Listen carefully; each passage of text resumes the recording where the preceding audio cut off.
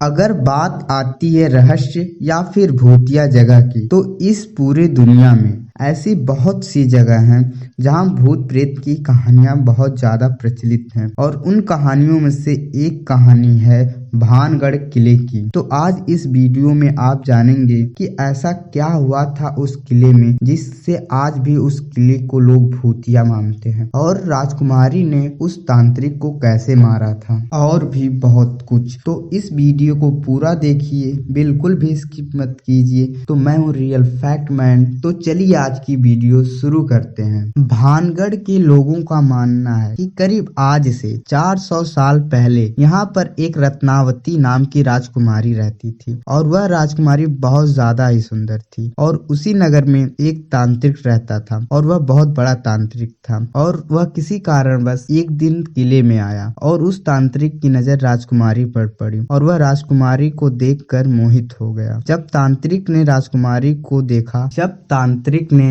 रत्नावती को अपने मन की बात बताया, तो रत्नावती ने साफ इनकार कर दिया, और उसने कहा कि अगर फिर तुम कभी ऐसा सोचते हो या फिर कहने की कोशिश करते हो तो मैं तुम्हें मृत्यु दंड दे दूंगी। यह सुनकर तांत्रिक को बहुत गुस्सा आया, और वह तांत्रिक गुस्से में अपनी गुफा में चला आया। फिर उसने काले जादू की मदद से राजकुमारी रत्नावती को अपने बस में कर लिया और उसका शारीरिक शोषण किया। वहाँ के स्थानीय लोगों का यह भी मानना है कि राजकुमारी रत्नावती भी तांत्रिक शक्तियों के बारे में थोड़ा बहुत जानती थी, और तांत्रिक यह चाहता था कि राजकुमारी रत्नावती अपनी इच्छा से मुझसे विवाह करे, जो कभी संभव ही नहीं था। और कुछ दिनों बाद तांत्रिक की किसी दुर्घटना में मौत हो जाती है, और वहाँ के लोगों का यह मानना है कि उसकी इच्छा पूरी नहीं हो पाई। इसी कारण से उसकी आत्मा पूरे किले में आज भी भटकती रहती है, और वहाँ रात में जो भी रुकता है उसकी मौत हो जाती है। बहुत से लोगों का यह भी मानना है कि तांत्रिक को राजकुमारी रत्नावती ने मार दिया था। अगर उन लोगों की माने तो तांत्रिक ने जो राजकुमारी रत्नावती के ऊपर काला जादू किया था वह किसी कारणवश टूट जाता है, और तांत्रिक को बहुत गुस्सा आता है, और वह कहता है अब बहुत हुआ, अब मैं राजकुमारी रत्नावती से शादी करके ही रहूंगा, चाहे कुछ भी हो जाए। और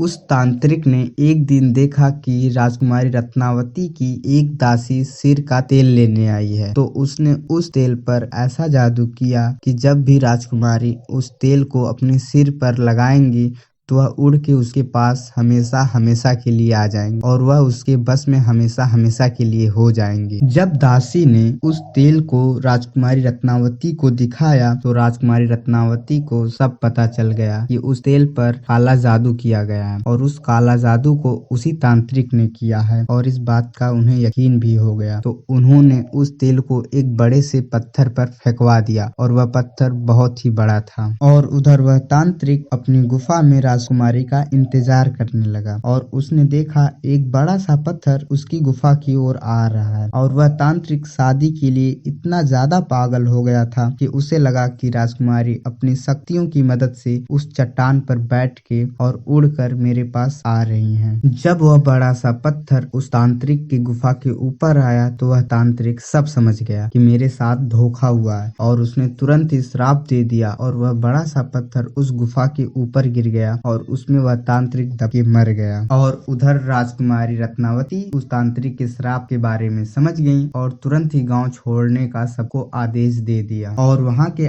स्थानीय लोगों का यह मानना है कि उस किले में उस तांत्रिक की आत्मा आज भी भटकती रहती है, और उस किले में जो भी रात रुकता है उसकी रहस्यमयी तरीके से मौत हो जाती है। हमारे कुछ साइंटिस्ट वहां शोध के लिए भी गए थे, और वह वापस आ गए, और किले के कुछ दूर पर उन्होंने बैनर लगवा दिया, यहाँ पर सूर्यास्त के बाद जाना और रात रुकना सख्त मना है। उस जगह को भूतिया बताया, और आज भी उस किले में रात कोई नहीं रुकता। अब इस कहानी में कितनी सच्चाई है यह बात कोई नहीं जानता। तो आज की वीडियो में बस इतना ही। अगर आप चाहते हैं कि इस वीडियो का पार्ट 2 बनाऊं तो इस वीडियो को लाइक करें, कमेंट करें, और अपने सभी दोस्तों को शेयर करें, और साथ ही साथ हमारे चैनल रियल फैक्ट मैन को सब्सक्राइब जरूर करें, और साथ ही साथ बेल आइकन जरूर प्रेस करें। Thanks for the watching my video.